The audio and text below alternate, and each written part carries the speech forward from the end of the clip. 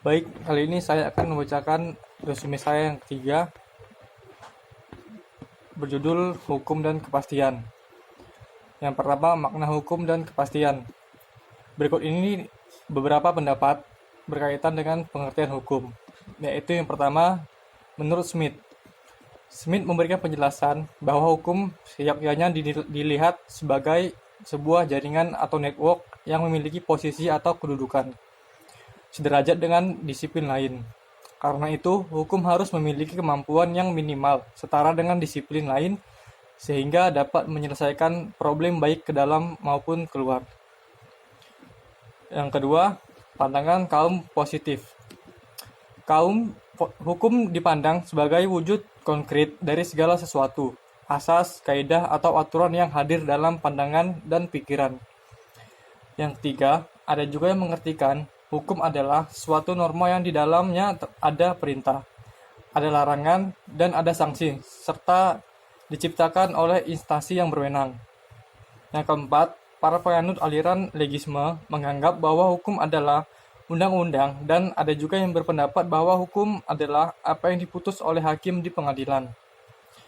Yang kelima, Paul Bohannon mengatakan bahwa hukum adalah sekumpulan kewajiban mengikat yang telah diluncurkan dari institusi-institusi tempat mereka muncul dan diluncurkan ulang melalui institusi-institusi hukum.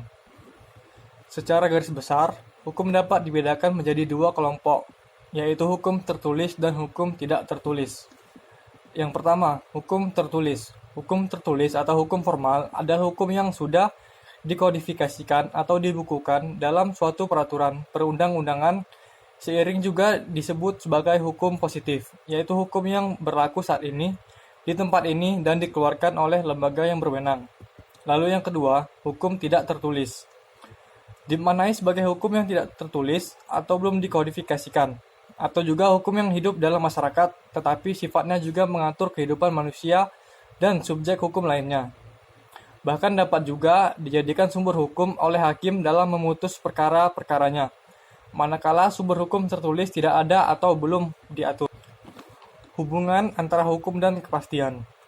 Menurut Lon Fuller, hukum itu dapat memenuhi nilai-nilai kepastian apabila di dalamnya terdapat 8 asas, yaitu yang pertama, suatu sistem hukum yang terdiri dari peraturan-peraturan.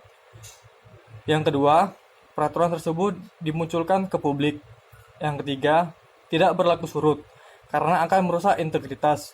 Yang keempat, dibuat dalam rumusan yang dimengerti oleh umum. Yang kelima, tidak boleh ada peraturan yang saling bertentangan. Yang keenam, tidak boleh menuntut suatu tindakan yang melebihi apa yang bisa dilakukan. Yang ketujuh, tidak boleh sering diubah-ubah. Yang kedelapan, harus ada kesesuaian antara peraturan dan pelaksanaan sehari-hari.